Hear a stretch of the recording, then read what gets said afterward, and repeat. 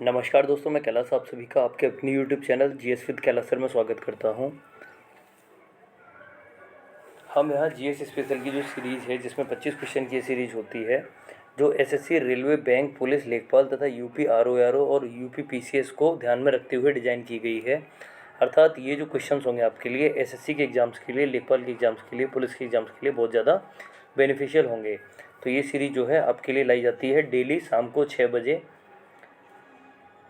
जिस किसी दोस्त ने अभी तक चैनल को सब्सक्राइब नहीं किया है, चैनल को सब्सक्राइब कर लेंगे और वीडियो को लाइक कर देंगे। बढ़ते हैं आज के सेशन की तरफ।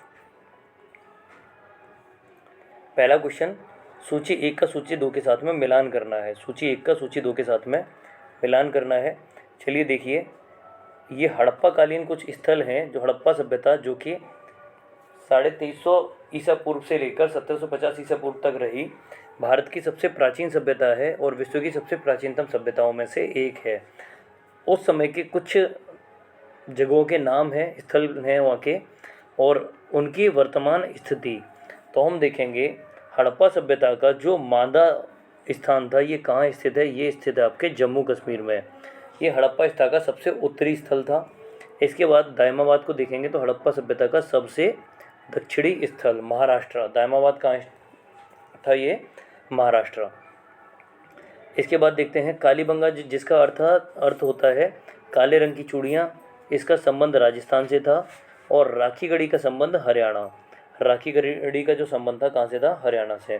तो इस प्रकार हम देखेंगे, हमने ए को और बी को 3 और 4 से मिलाया। तो इस प्रकार से आंसर क्या हो जाएगा? आंसर हो जाएगा सी। सी इज़ द राइट आंसर। चलिए बढ़ते हैं अगले क्वेश्चन की तरफ।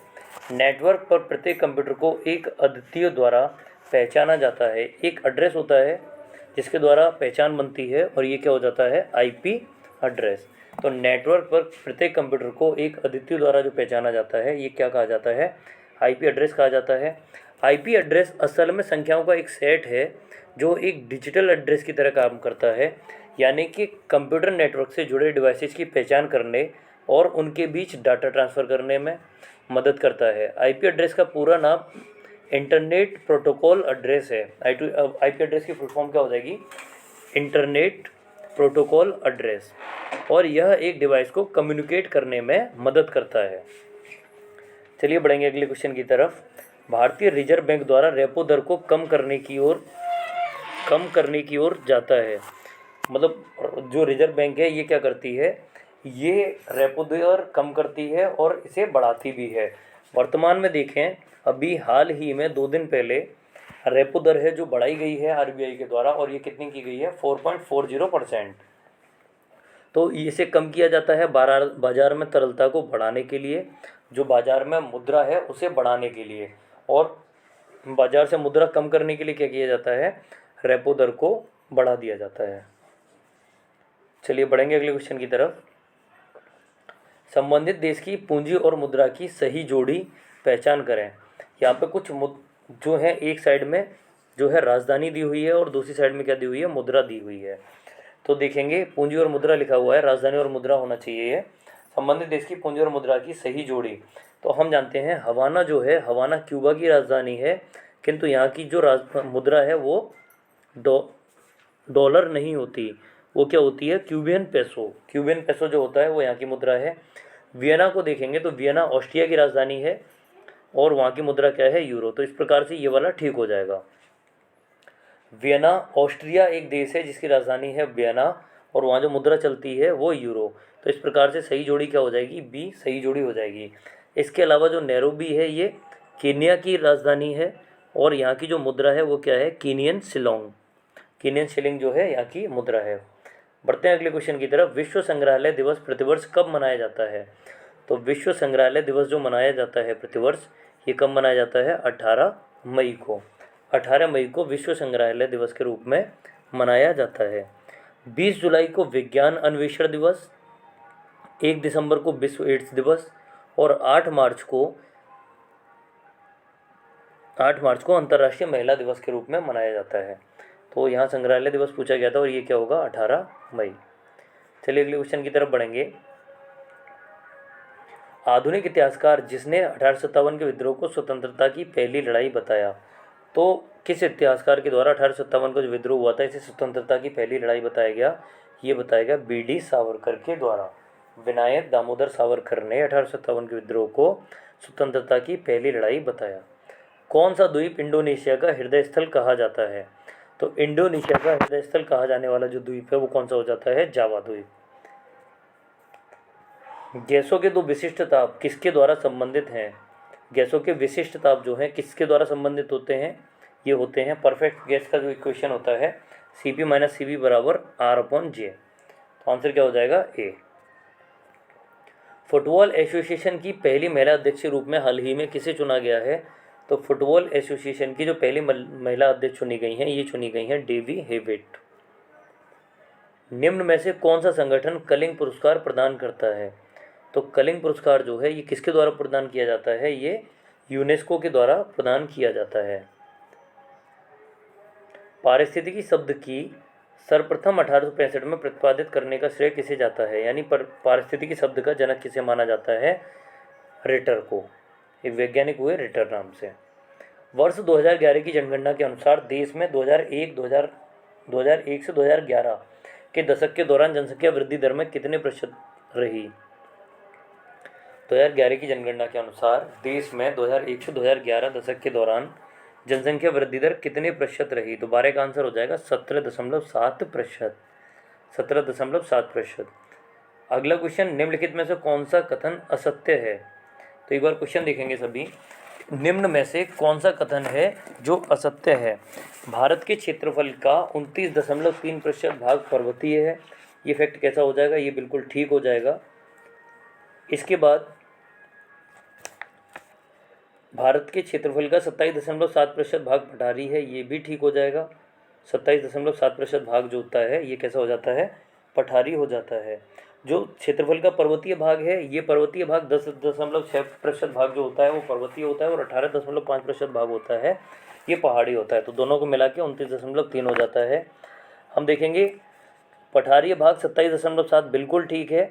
यहाँ दिया गया भारत के क्षेत्रफल का 48% भाग मैदानी है। नहीं, मैदानी भाग कितना है? इतना नहीं है। ये वाला ऑप्शन क्या होगा? गलत हो जाएगा। यहाँ सत्य पूछा गया था। ये होता है 43.3 43.2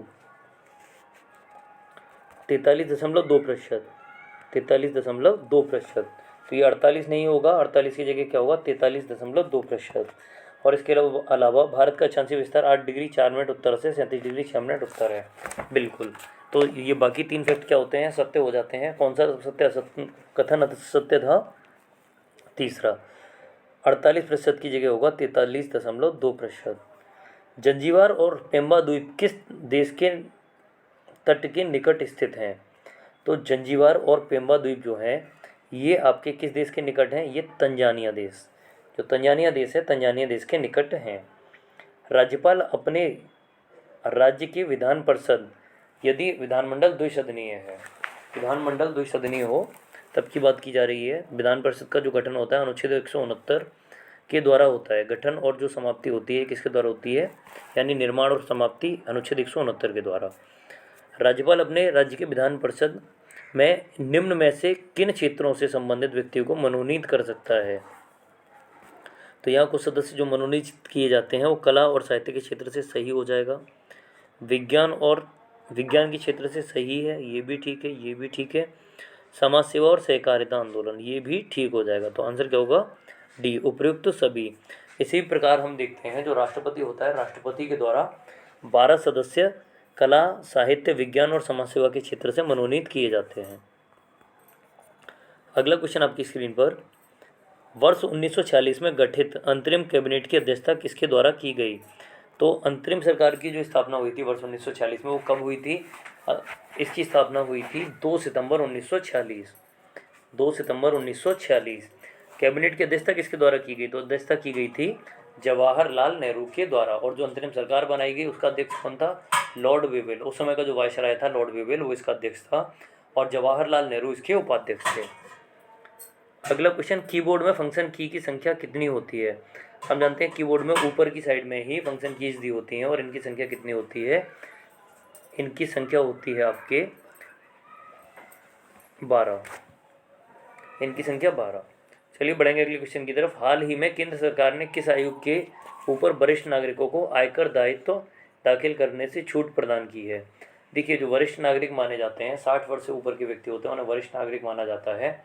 किंतु अभी वर्तमान में ही रेलवे के द्वारा वरिष्ठ नागरिकों की यात्रा करने पर कोई भी छूट नहीं दी जा रही। जो पहले दी जाती थी, अब देना इसे बंद कर दिया गया है। इसी प्रकार से केंद्र सरकार ने किस आयु के ऊपर वरिष्ठ नागरिकों को आयकर दायित्व दाखिल करने से छूट प्रदान की है? यानी इस एज के लोग, कम एज के जो लोग होंगे, इससे कम आयु के जो लोग होंगे, उन्हें आयकर देना होगा। तो 75 वर्ष। कौशाम्बी स्थित प्रवासगिरी स्थल का संबंध किस धर्म से है? तो हम देखेंगे, जो कौशाम्बी में प्रवासगिरी स्थल है, इसका संबंध जो है जैन धर्म से है। राइडर कप का संबंध किस खेल से है? बहुत पूछा जाने वाला क्वेश्चन है ये। राइडर कप का जो संबंध है ये गोल्फ से है, ये गोल्फ से संबंधित है। राष्ट्रीय आय किससे निर्मित होती है? तो राष्ट्रीय आय जो है आपकी, इसका निर्माण किससे होता है?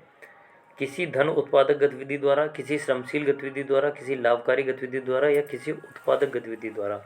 तो ये इसका सही आंसर हो जाएगा डी, उत्पादक गतिविधि। उत्पादक गतिविधि के द्वारा राष्ट्रीय आय निर्मित होती है। बढ़ेंगे अगले क्वेश्चन की तरफ। वाराणसी स्थित वर्तमान विश्वनाथ मंदिर का निर्माण किसने कराया? तो हम जानते हैं वाराणसी में जो विश्वनाथ मंदिर है, इसका निर्माण रानी अहिल्याबाई के द्वारा कराया गया। चलिए अगला क्वेश्चन देखेंगे। स्वतंत्र भारत में पहली बार फांसी की सज़ा पाने वाली पहली महिला मतलब स्वतंत्र भारत में जो उत्तर प्रदेश से संबंधित है महिला, जिसका नाम है शबनम, ये पहली बार किसी महिला को फांसी दी जा रही है। और ये महिला कहाँ से संबंधित है? तो ये उत्तर प्रदेश के अमरोहा जिला से संबंधित है। टर्नर संरक्षण वाले क्रोमोसोम का विवरण क्या है? तो जो टर्नर संरक्षण पाए जाते हैं, उन क्रोमोसोम्स को किस कैटेगरी में रखा जाता है? आंसर हो जाएगा आपका ए, 44A + XO। इसी प्रकार अगला क्वेश्चन, जो आज का अंतिम क्वेश्चन है, क्वेश्चन में पूछा गया राष्ट्रीय शिक्षा नीति 2020 को किस शैक्षिक पाठ्यक्रम प्रणाली के आधार पर विभाजित किया गया है? तो राष्ट्रीय शिक्षा नीति जो 2020 में लागू कर दी गई है, अब इसे मोदी सरकार ने लागू किया या मंजूरी दी। इसमें 10+2 के फॉर्मेट को पूरी तरह से ख़त्म कर दिया गया है।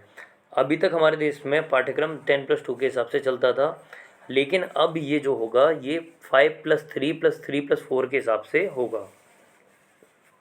5+3+3+4 के हिसाब से होगा। इसका मतलब है कि प्राइमरी से दूसरी कक्षा तक एक हिस्सा, फिर तीसरी से पाँचवीं तक दूसरा हिस्सा। पहला हिस्सा प्राइमरी से दूसरी कक्षा तक एक हिस्सा, फिर तीसरी से पाँचवीं तक दूसरा हिस्सा, छठवीं से आठवीं तक तीसरा हिस्सा, और 9वीं से 12वीं तक का जो हिस्सा होगा वो चौथा हिस्सा होगा या आखिरी हिस्सा होगा। ऐसी अन्य सीरीज से जुड़े रहने के लिए चैनल को सब्सक्राइब कर लेंगे। मिलते हैं नेक्स्ट वीडियो में। Good evening all of you. शुभ संध्या, शुभ रात्रि।